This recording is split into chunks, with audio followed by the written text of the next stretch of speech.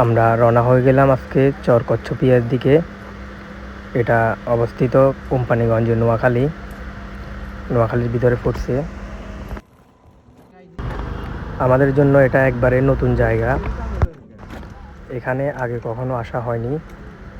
যেতে যেতে রাস্তার দুই ধারে অপরূপ দৃশ্য উপভোগ করলাম আমরা। শেষ মুহূর্তে রাস্তার অবস্থা একবারে বাজেহাল।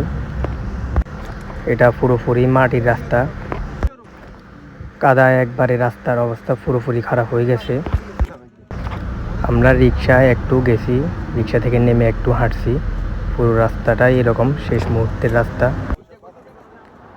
অবশেষে আমরা পৌঁছে গেলাম চর কচ্ছপিয়াতে নতুন ক্লোজার তৈরি করা হচ্ছে, কাজ এখনো চলমান, যার কারণে কোনো পর্যটক আমাদের চোখে পড়ে নাই। যেহেতু জায়গাটা আমাদের জন্য নতুন, আসলে এত সুন্দর আমরা কখনো কল্পনাও করতে পারি নাই।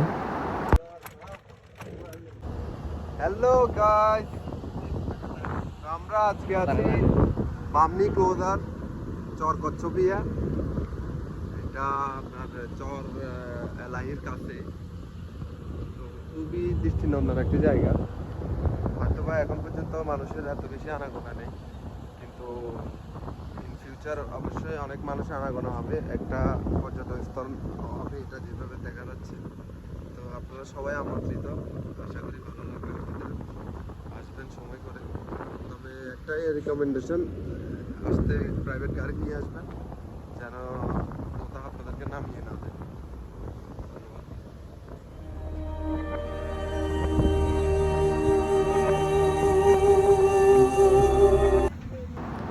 চর কচ্ছপিয়াতে ক্লোজারের পাশে বাঁধ নির্মাণ করা হচ্ছে। আকাশের মেঘগুলো যেন নদীতে লেগে আছে।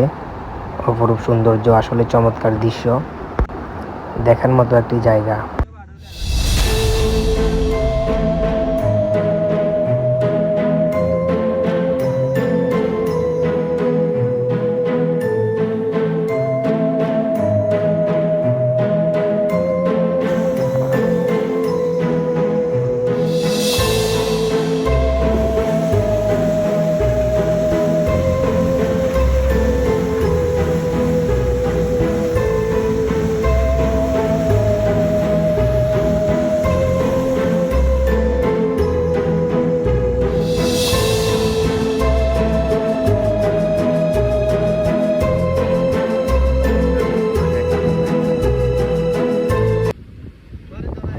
আমার পাশে ইসরাফিল তারেক নৌকা নিয়ে মাছ ধরার জন্য তৈরি হচ্ছে।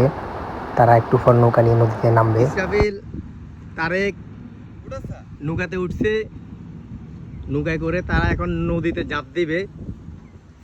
দেখেন কি সুন্দর ভিউ, অসাধারণ।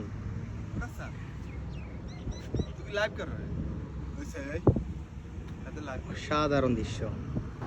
ইসরাফিল পোজ দিয়ে বসে আছে নৌকার মধ্যে তার ছবি তোলার জন্য, অথচ আমি ভিডিও করতেছি হেঁটে হেঁটে। আমরা চরের মধ্যে অনেকক্ষণ ঘোরাফেরা করে অবশেষে আমরা বাড়ির দিকে আবার রওনা হয়ে গেলাম। যাওয়ার সময় আমরা আবার সেই একই মাটির রাস্তা দিয়ে রওনা হলাম। এখানে যাওয়ার মতো হয়তো আর কোনো রাস্তা নেই। রাস্তাটা হয়তো এমন থাকবে না, যখন পর্যটক বেড়ে যাবে, ক্লোজারের কাজ শেষ হয়ে গেলে হয়তো রাস্তাটাও করে ফেলা হবে। শেষে একটি কথাই বলবো, জায়গাটা আসলে অনেক সুন্দর, আপনারাও যেতে পারেন।